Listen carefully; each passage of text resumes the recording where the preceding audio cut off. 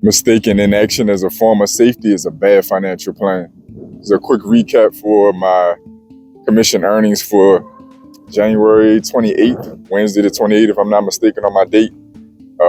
Didn't close any deals, didn't close any sales. The client that I had a likelihood of closing a small investment deal with, talking like $25,000, that would have paid me around $150. So that client is somebody I have been meeting with for a while. She's probably in her mid-50s, if I'm not mistaken. Very sweet lady. She worked for the Archdiocese here in my city and was laid off or fired for whatever sets of reasons after about 16 years. So essentially speaking, she didn't have much in the way of finances at all. No real cash reserves. No major or large retirement plan. I guess she never really managed her finances well from the beginning. So by the time I got to her and we started to discuss options, she was trying to roll over the retirement plan she did accumulate of around $33,000 or $34,000 from, the job at the Archdiocese over into her own investment account, which, if you're not familiar, when you have retirement plans, you generally have to roll them over to avoid any tax penalties or implications, whatever the case may be. They have to go in almost like a like-for-like type of product. So she had a 401k or equivalent retirement plan she needed to roll over, and we were going to help her with that as her financial institution. So we've been trying to meet over the course of really a couple months now. We had various hiccups on her being able to receive her most recent statement, in the mail, et cetera, et cetera, et cetera. I'm working with my advisor, one of my advisors with her.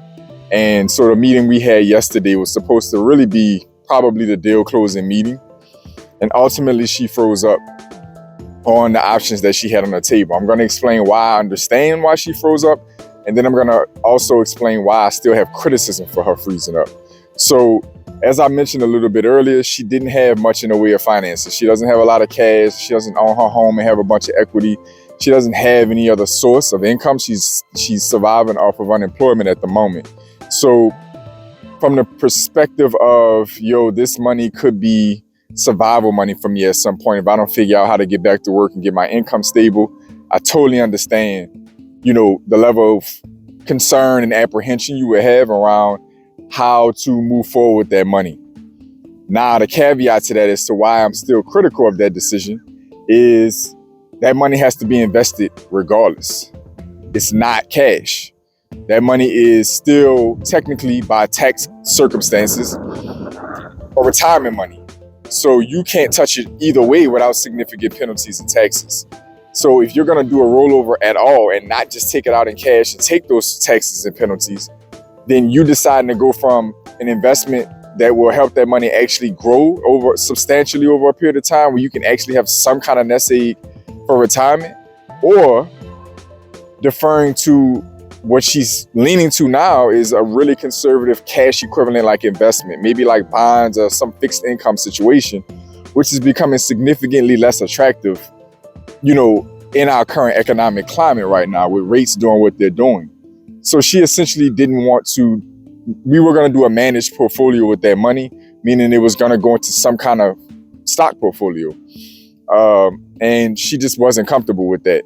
Of course, we did what was best for the client and pulled back, and we're going to refer her to another division of the wealth management to look into some kind of fixed income secure options for her to secure her principal. But I just want to put out that confusing inaction is not a form of safety. Don't confuse inaction with a form of safety. Don't do it. When it comes to your finances, you have to have the understanding or know how to listen to someone who has the understanding on what's really considered safe. This money still has to be invested. So now it's just a matter of doing a good investment that makes sense, that can actually grow this money and keep it moving, or, putting this money somewhere where it's not going to perform and it's going to be pretty much DOA by the time you pull it out for some kind of retirement down the line. It's $33,000, $34,000. You're in your mid to late 50s. You can put it in the stock market now and put it in a reasonably conservative or respectable, a portfolio of some sort or fund, etc., whatever we would have recommended. And it maybe could have breached past six figures, 100,000, 150,000, whatever the case may be, over time potentially, and been some kind of goose egg for you to lean on or pull from if need be. Maybe purchase yourself a home or something, or whatever the case may be.